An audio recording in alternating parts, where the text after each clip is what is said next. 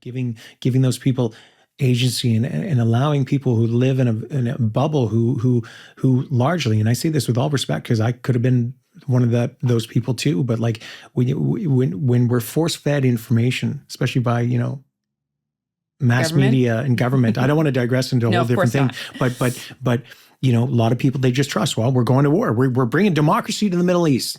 Okay. Well, that was at the expense of millions of civilians. Yeah.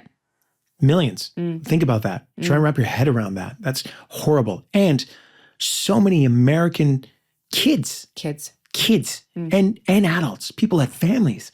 Why were they there? Why were they there? Well, they had no business to be there. And that is the horrible thing about this war machine conflict. And that's why I commend, Ron Moore and David Icke and all of our brave writers and Reimer and Eddie and Mary and Sci-Fi at the time and Universal for being brave enough, because they knew they were sitting on some really contentious stuff. They're like, this is really risky stuff that they're delving into. But because we did it in the vein of space, those parallels were so obvious though. Yes. And it forced them to acknowledge biases they had and really to think about things like, wow, I never had sympathy for this suicide bomber. And I'm not adhering, of course not. I'm not, suggesting that violence like that is good, but you understand the lengths people will go to when they are under oppression and they are attacked and they have to do whatever they can to try and defend themselves. And that's what was so incredible about the show. It was so thought-provoking. You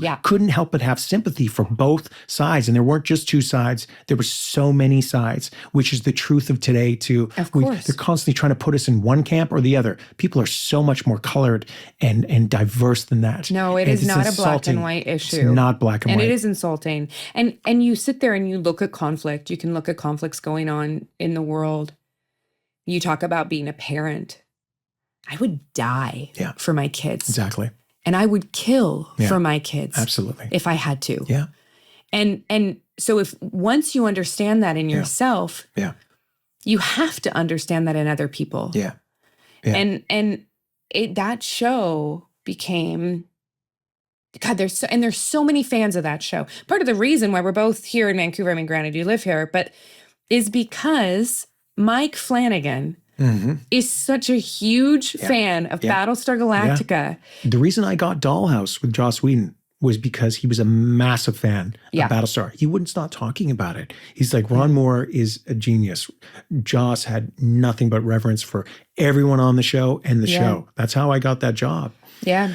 It's opened doors for us 100%. And I'm so proud of it. And I'm so happy to be sitting here this many years and that it's still, encouraging people to have difficult conversations because we need to not stop talking. We need to discuss things more than ever, even with those loved ones and those friends who have different political beliefs, because it's really trying times and not talking to each other is not going to help things.